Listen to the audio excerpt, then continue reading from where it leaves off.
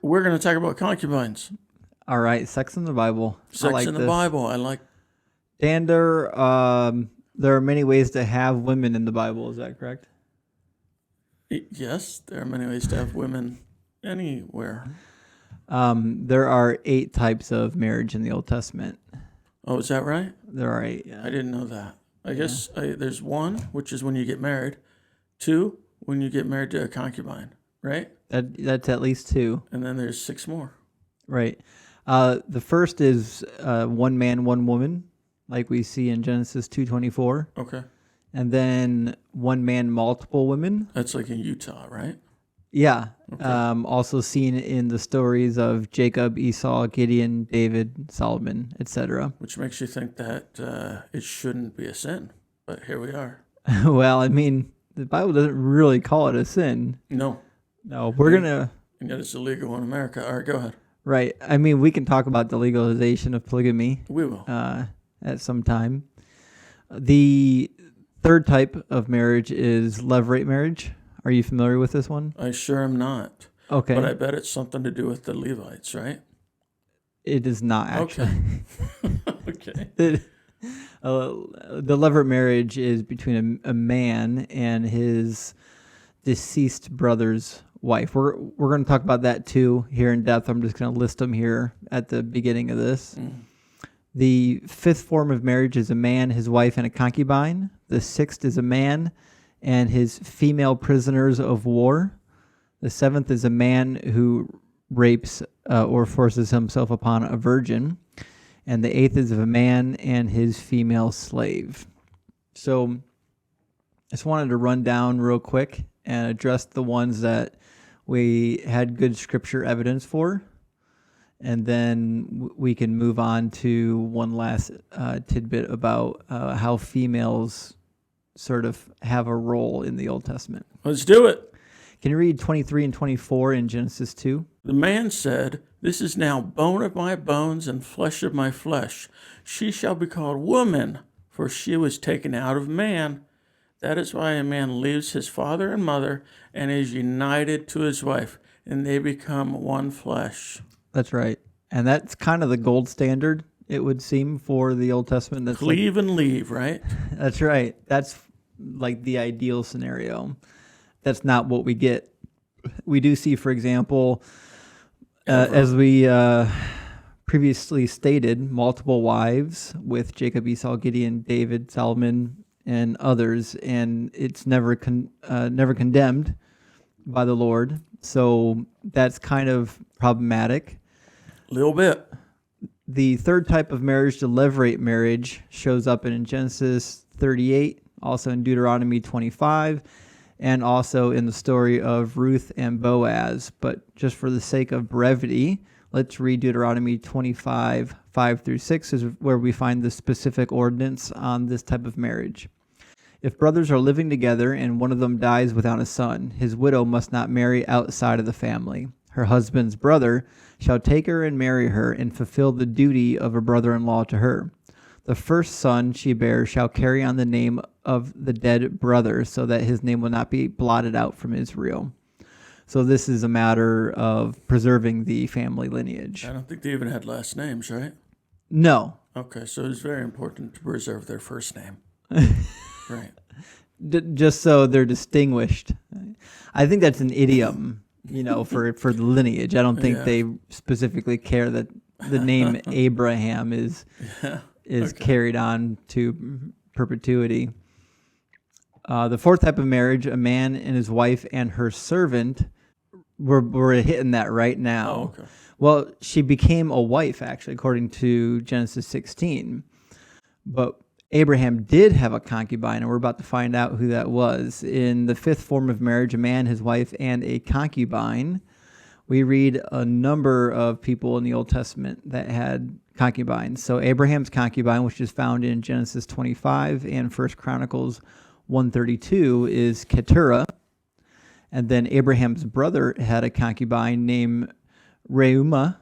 And then Jacob had a concubine named Bilhah. Esau had a concubine named Timnah. Caleb had a concubine named Ephah. That's in 1 Chronicles 2, 46. Gideon also had an unnamed concubine that was living remotely in Shechem, Judges 8:29 through 31. The Levite from Ephraim in Judges 19 has an unnamed concubine. Saul has a rather famous concubine named Rizpah. He also had 300 unnamed concubines, and David had some unnamed concubines. And then he also took on Saul's concubines after his death, including Rizpah. And then there are 10 unnamed concubines in 2 Samuel that his son Absalom apparently sleeps with while he's away. And never once were any of these men reprimanded or corrected for having concubines. Yeah, that's good Christian men.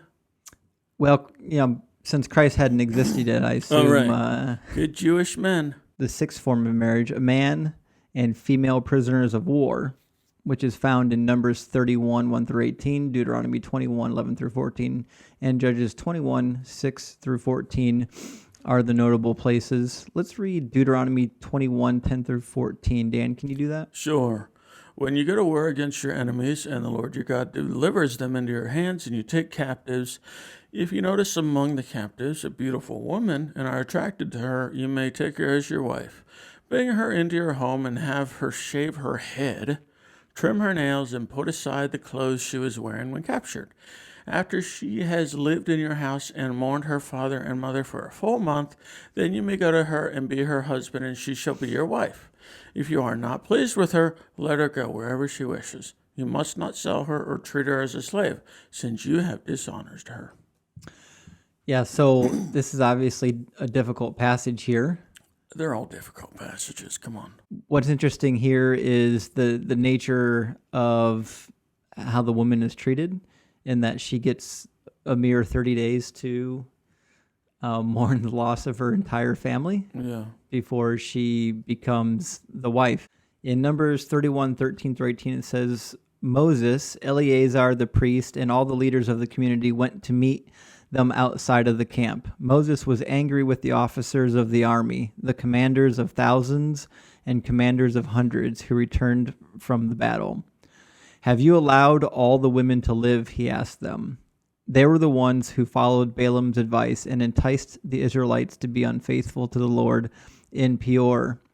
To be unfaithful to the Lord in the Peor incident, so that a plague struck the Lord's people. Now kill all the boys and kill every woman who has slept with a man, but save for yourselves every girl who has never slept with a man. Hey, I'm sorry. Who's dictating this?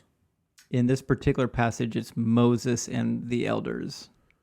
So are we assumed this came down from God? Or What came from Moses? Okay. Which must have come from God, right? Theoretically, if you believe that everything Moses speaks is... that's the idea, right? Right. Moses is the mouthpiece. Okay. Right. So here the prisoners of war that were kept alive were every woman that were virgin. Right. So obviously the key here is that they were only valuable as... their only value was in their ability to have sex and babies, right? Mm-hmm. Women did not inherently have value. Well, neither did children, apparently. No, definitely not. Who did have value? Men from 18 to 34? Men who could go to war, but if you were that man and you were on the wrong side, you were dead. Yeah. And then women that were of childbearing age and had not had sex because they were undefiled. Mm-hmm. Let's talk about a really interesting passage in Judges 21 where this is the aftermath of the Levite's concubine that was raped and killed by the Benjaminites. The tribes that wanted revenge against Benjamin for what had been done to the Levite's concubine. They make a pact among themselves not to give any of their women in marriage to the Benjaminites as punishment. Okay. But this becomes problematic because now the rest of the tribes of Israel are concerned that Benjamin will disappear and be wiped out from among the tribes because they, being that they can't marry any women, they eventually lineage will die off. So here is kind of what they did in an offer to keep them from being completely blotted out. Now the Israelites grieved for the tribe of Benjamin, their fellow Israelites. Today one tribe is cut off from Israel. They said, how can we provide wives for those who are left, since we have taken an oath by the Lord not to give them any of our daughters in marriage? Then they asked, which one of the tribes of Israel failed to assemble before the Lord at Mizpah? They discovered that no one from Jabesh Gilead had come to the camp for the assembly. For when they counted the people, they found that none of the people of Jabesh Gilead were there. So the assembly sent 12,000 fighting men with instructions to go to Jabesh Gilead and put to the sword those living there, including the women and children. This is what you are to do, they said. Kill every male and every woman who is not a virgin. They found among the people living in Jabesh Gilead 400 young women who had never slept with a man, and they took them to the camp at Shiloh in Canaan. Then the whole assembly sent an offer of peace to the Benjaminites at the rock of Rimmon.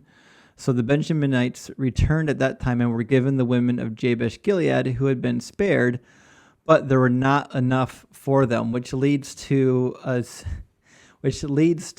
second round. Because there were still not enough wives for all of the Benjaminites, there's a second plan to help them repopulate. This starts in verse 15.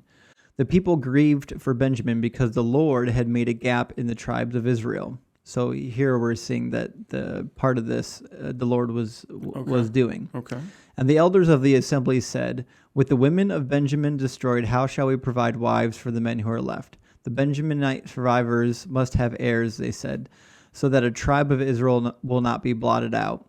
We can't give them our daughters as wives, since we Israelites have taken this oath. Cursed be anyone who gives a wife to a Benjaminite.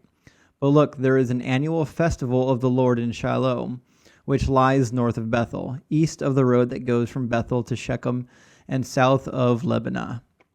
So they instructed the Benjaminites, go ahead and hide in the vineyards and watch. When the young women of Shiloh come out to join in the dancing, rush from the vineyards, and each of you seize one of them to be your wife. Then return to the land of Benjamin. When their fathers or brothers complain to us, we will say to them, do us the favor of helping them, because we did not get wives for them during the war. You will not be guilty of breaking your oath because you did not give your daughters to them. So that is what the Benjaminites did. While the young women were dancing, each man caught one and carried her off to be his wife. And then they returned to their inheritance and rebuilt towns and settled in them. At that time, the Israelites left that place and went to their tribes and clans, each to his own inheritance. And I think that the author, if not God, but at least the author of this passage is condemning the behavior when he says in those days Israel had no king. Everybody did as they saw fit, which is kind of a common phrase throughout the book of Judges. Yeah, except it's just one sentence at the very end. Yeah, it does appear that the Lord He was all right with it. Was part of the planning. Like he doesn't care if you rape someone. He doesn't care if you kill people. Well, as long as you kill the people that he needs you to kill, because you're his arm of judgment. Very convenient. And you justify the taking of the women by way of claiming mercy for not killing them. Right, of course. But it's going to get more interesting. So in the seventh form of marriage, a man who rapes a virgin, Deuteronomy 22:28 through 29, Judges 21:15 through 23. You'd almost think they would be punished or something. You would think so. You think? I'm going to read Deuteronomy 22, and then I'll let you read Judges 21. All right. Actually, I take that back. We already read Judges 21:15 through 23. All right. But let us at least read Deuteronomy 22. If a man happens to meet a virgin who is not pledged to be married and rapes her, and they are discovered, he shall pay her father 50 shekels of silver. He must marry the young woman, for he has violated her. He can never divorce her as long as he lives. So there it's kind of like, well, you defiled the woman, therefore she's yours? Is that kind of... I know a lot of women would be very happy to marry their rapist. I don't know if I've met many of them. That's sarcasm for anybody listening. Yeah, I I've yet to meet one, but the last form of slavery in the Old Testament is a man and his female slave. And there are people that will argue the point that you couldn't just sleep with your slave, but we have ample evidence from the Bible and from almost all of the ancient Near Eastern texts that if you had a female slave, she was completely your property. And that included her sex, her reproduction, everything. I mean, that happened in the 1800s in America too, right? Oh, I don't know. I'm talking about Lincoln here. I don't know. I'm telling you. Oh, you mean with the... His slaves. Yeah. So that's a very good point. In the American system of slavery, absolutely, the slaves had no ownership over their own reproduction or sexuality. They were 100% their masters. Mm-hmm. And that included whatever desires their master wanted to fulfill. Dan, can you read Exodus 21, 2-4? I guess we're not much different then from them, huh? Nope. If you buy a Hebrew servant, he is to serve you for 6 years, but in the 7th year he shall go free without paying anything. If he comes alone, he is free to go alone, but if he has a wife when he comes, she is to go with him. If his master gives him a wife and she bears him sons or daughters, the woman and her children shall belong to her master, and only the man shall go free. Right. And so here we see there's a woman in the passage who the master is able to give as he chooses as a wife to another servant, because it's not her choice, it's the master's choice. And even if she bears sons and daughters by this male servant, both she and her offspring still belong to her master after the male servant leaves. Yeah.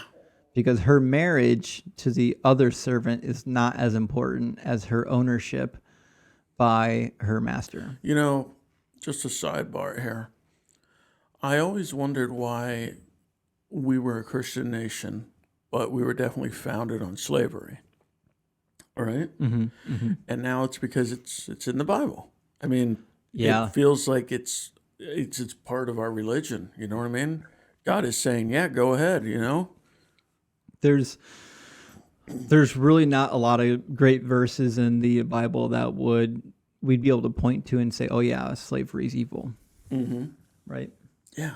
Yeah. The New Testament is slightly a different story than the Old Testament. And we're going to touch on that when we get to Leviticus, because we're going to have to. When we get to Leviticus 25, there's no way around it. We got to talk about slavery. Dan, can you read Exodus 21, 7-11? When a man sells his daughter as a slave, she shall not be freed, as male slaves are. If she proves to be displeasing to her master, who designated her for himself, he must let her be redeemed. He shall not have the right to sell her to outsiders, since he broke faith with her. And if he designated her for his son, he shall deal with her as is the practice with free maidens. If he marries another, he must not withhold from this one her food, her clothing, or her shelter. If he fails her in 3 ways, she shall go free without payment. Right. I understand in a way. It seems as though it's really, what's the word I'm looking for? Providing security for the female slave. I think it's progressive is what they're trying to portray this as. Like, look at all the things we're doing that we didn't do before or we don't have to do. Right. And yet it doesn't feel very progressive to me. That's a good point. A lot of people will say, well, you know what? The laws of Moses were a step forward as opposed to, say, the Babylonian laws or the Middle Assyrian laws or the Hittite laws. And they all say that like they're not. That's okay. They're not progressive. They aren't. And you know what? I don't want to waste a bunch of time going through all of the laws. But I feel like we need to at least do a comparison. The laws of Hammurabi were given in the 1700s, so probably about 300 to 400 years after the laws of Moses, if we assume Moses did in fact give all the laws that we see in the Torah. Okay. So in the Hammurabi Law 147 stipulates that if a man takes a wife and also keeps a concubine, then the wife gives her husband a slave girl as a wife. The concubine must be given her freedom and a dowry. 148 provides that if a man takes a concubine and she bears him children, but then he marries a wife, the concubine and her children shall not be cast out. They must be granted a share of the household property and must be supported by the husband for as long as he lives. 149 states that if a man takes a wife and also keeps a concubine, and then the wife dies, the concubine shall not be killed. She may be taken as a wife in her place, and the children of the concubine shall inherit equally with the children of the wife. And this is just a sample, because there are a lot of laws in the Code of Hammurabi and in the Hittite laws and the Middle Assyrian laws, and they're all roughly similar to what we see in the laws of Moses. The trope that the laws of Moses were somehow more humane than the people that they were surrounded by is simply false. And again, I don't care. You know what I mean? What's wrong is wrong. Oh, it's less wrong? Okay. Well, it's less wrong. Right. Like, we're not going to kill you. We're just going to rape you and make you our wife. We're better. We're the better ones, you know?